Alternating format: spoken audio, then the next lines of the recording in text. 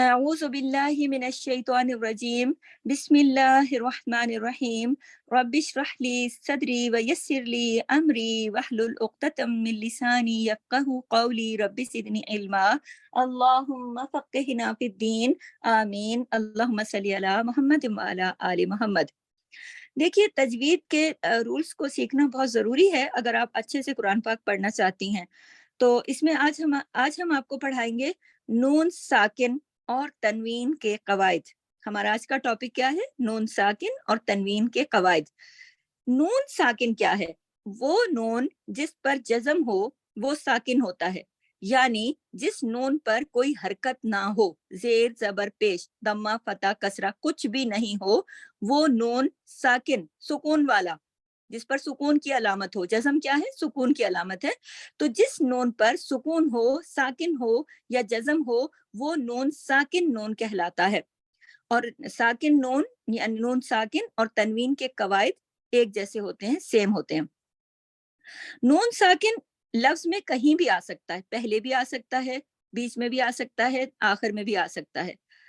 یہ تو ہو گیا نون ساکن۔ اب تنوین کیا ہے؟ تنوین ہوتی ہے دو زبر، دو زیر یا دو پیش۔ آپ نے دیکھا ہوگا نا، جو ہم پیچھے بھی لیسن پڑھ چکے ہیں، دو زبر، دو زیر اور دو پیش، اسے تنوین کہتے ہیں۔ دو زبر کی تنوین ہوتی ہے، دو زیر کی اور دو پیش کی، اسے تنوین کہتے ہیں۔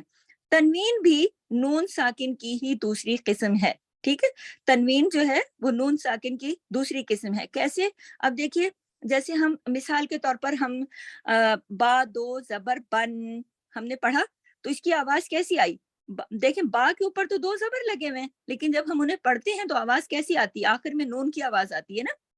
با دو زبر بن، بن، یہ جو نون کی آواز ہے، یہ دراصل با دو زبر بن، یہ با دو زبر بن جو ہے دو زبر کی تنوین ہے، لیکن جب ہم اسے پڑھتے ہیں تو نون کی آواز آخر میں آتی ہے۔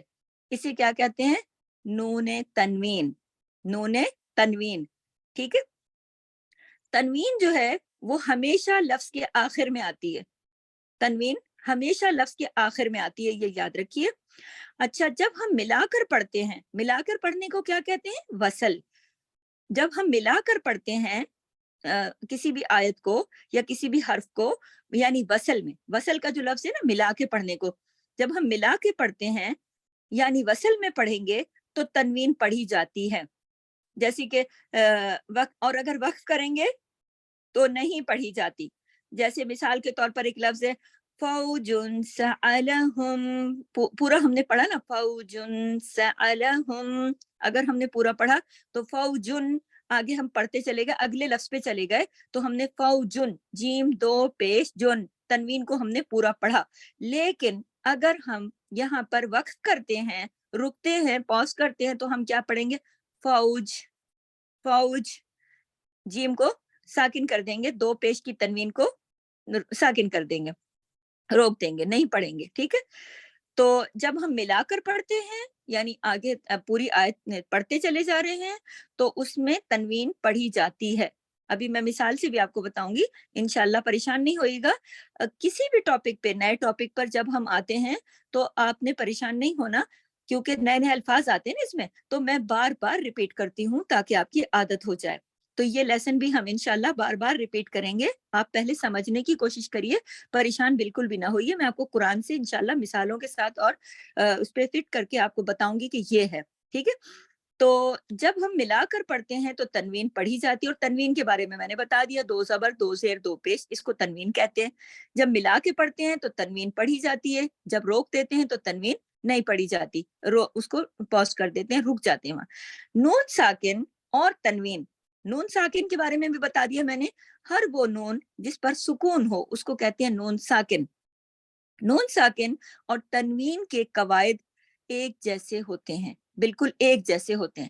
کیوں؟ اس کی وجہ یہ ہے کہ جب ہم، جیسے میں نے اوپر آپ کو مثال دی نا، با دو زبر بن، یعنی جب ہم تنوین پڑھتے ہیں، با دو زبر بن، آخر میں نون کی آواز، با دو زیر بن، آخر میں نون ساکن کی آواز، با دو پیش بن، آخر میں نون ساکن کی آواز۔ تو نون ساکن جو ہے وہ تنوین کے اندر موجود ہے، اس وجہ سے چھپا ہوا ہے کہ جب ہم پڑھتے ہیں تو ہمیں نون ساکن کی آواز سنائی دیتی ہے، اس لیے ان دونوں کا آپس میں یہ کنیکشن ہے۔ اس کی وجہ سے نون ساکن یعنی ایسا نون جس پر کوئی حرکت نہ ہو اور تنوین، دونوں کے تجوید کے قواعد ایک جیسے ہیں۔ ٹھیک ہے، یہاں تک آپ کو بات سمجھ میں آ گئی۔ آگے چلتی ہوں۔ نون ساکن اور تنوین کے بعد ان کے بعد جو حروف آتے ہیں، نون ساکن اور تنوین کے اپنے بعد آنے والے حروف کے 4 قواعد ہیں۔ کتنے قواعد ہیں؟ 4 قواعد ہیں۔ اور ان 4 قواعد جو ہے وہ قاعدے کی جمع ہے۔ قاعدہ ہوتا ہے نا ایک، رول، ایک قاعدہ، ایک رول، اور قواعد یعنی جمع میں، تو 4 قواعد ہیں، یعنی 4 قاعدے ہیں، 4 اس کے رولز ہیں۔ کس کے؟ نون ساکن کے اور تنوین کو پڑھنے کے۔ ٹھیک ہے، ان کے بعد آنے والے حروف کو یہ 4 قواعد ہیں۔ نون ساکن اور تنوین کے اپنے بعد آنے والے حروف کو کے لیے کتنے قواعد ہیں؟ 4۔ پہلا کون سا ہے؟ پہلے کا نام ہے اخفاء حقیقی، نمبر 2 ہے اظہار حلقی، اور نمبر 3 ہے اقلاب، اور نمبر 4 ہے ادغام۔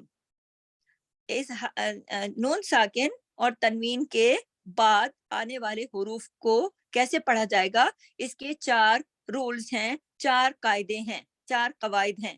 نمبر 1 اخفاء حقیقی، نمبر 2 اظہار حلقی، نمبر 3 اقلاب، اور نمبر 4 ادغام۔ یہ آپ یاد رکھیے، دوبارہ جلدی سے دہرا دیتی ہوں کہ نون ساکن اور تنوین کے قواعد اس لیسن میں ہم پڑھ رہے ہیں۔ نون وہ ساکن ہوتا ہے جس پر کوئی حرکت نہیں ہوتی، اور تنوین کیا ہے؟ 2 زبر، 2 زیر اور 2 پیش کی، اور دونوں کے قاعدے ایک جیسے ہیں۔ ٹھیک ہے، تنوین ہمیشہ آخر میں آتی ہے اور نون ساکن کہیں بھی آ سکتا ہے، اور نون ساکن اور تنوین کے بعد جو حروف آتے ہیں، جس بھی حرف میں نون ساکن ہو یا تنوین ہو، اور اس کے بعد آنے والے حرف کس طرح سے ان پر 4 رولز کس طرح اپلائی ہوتے ہیں، یہ میں آپ کو بتاؤں گی نیکسٹ لیسن میں۔ ابھی آپ اس کا نام دیکھ لیجئے کہ یہ 4 جو رول ہیں ان کے الگ الگ نام ہیں: اخفاء حقیقی، اظہار حلقی، اقلاب اور ادغام۔ سبحانک اللہم و بحمدک، نشہد ان لا الہ الا انت، نستغفرک و نتوب الیک۔ السلام علیکم ورحمۃ اللہ وبرکاتہ۔ جزاک اللہ خیر۔